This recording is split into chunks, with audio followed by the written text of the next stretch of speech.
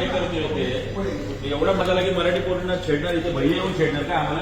हे कोण आहे तुमचं जीएम कोण आहे? जीएम साहेब आजारी कोण तू याच्या कोण आहे? सगळं फोडून टाकेल इकडे, सगळं फोडून टाकेल मी. माझा झाला का तुम्हाला माझा चोट?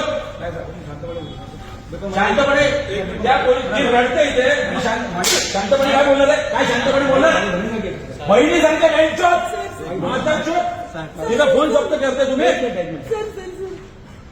नालायक सगळे ताबडतोब बोले. कोण आहे तुमचा जीवन? कोण आहे? जीवन कोण आहे? जप्त केला कोण आहे? ती पोरगी रडते इकडे, तुमचं सरफराज आहे. दोघांना शोधून आण बेंच त्या दोघांना शोधून आण कोणतं सरफराज आहे. त्रास होतोय सर मला. ही शेप आहे इकडे तुमच्या दोन शेप तुम्हाला कोणी मिसबिहेव केले? तिने मिसबिहेव केले आणि ती रडते इकडे. अहो तुम्हाला काहीतरी तर वाटू द्या जरा थोडंसं तरी. तुमच्या त्या दोघांना बोलवा काय झालं, काय त्रास दिलाय? काय झालं माहिती सरफराज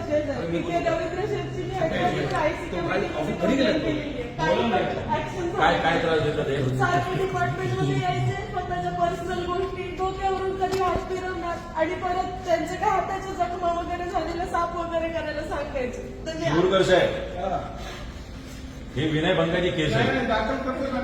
आपण तुला ऍरेस्ट करा घेऊन आम्ही त्याला मारला. त्या दोघांना घेऊन आहे, दोघांना घेऊन आहे.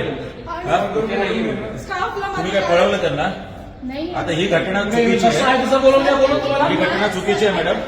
हे तुम्हाला मॅडम कुठे आहे? स्टाफला मला कानाखाली मारायला सांगतात आणि त्या दिवशी मला कानाखाली मारायला सांगितले म्हणून तर मी भांडले त्याच्याशी. कोण सांगतं स्टाफला तुमच्या कानाखाली मारायला?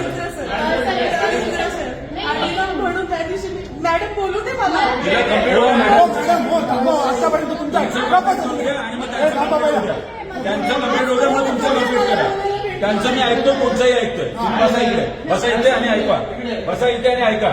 तुमचं कोण कोण जे मेन आहे ना त्यांना बोलवा.